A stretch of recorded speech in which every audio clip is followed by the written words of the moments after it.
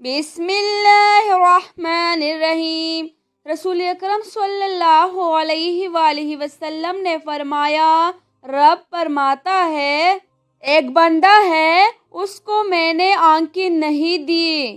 اندھا ہے، پیدائشی اندھا ہے یا بعد میں کسی وجہ سے ہو گیا، وہ بینا نہیں ہے، نابینا ہے، اس کے پاس آنکھیں نہیں، لیکن اس نے زندگی بھر صبر کیا، صبح قیامت وہ کھڑا ہوا تو رب کریم نے فرشتوں سے فرمایا،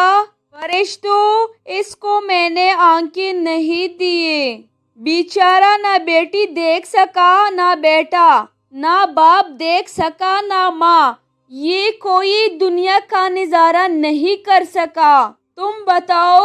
اس کا اجر کیا ہے؟ فرشتے کہتے ہیں، مولا جنت کا اعلیٰ درجہ دے دے، اللہ اسے بے حساب بخش دے، یا اللہ پاک اس پر رحمتوں کے دروازے کھول دے، یا اللہ اس کو نواز دے۔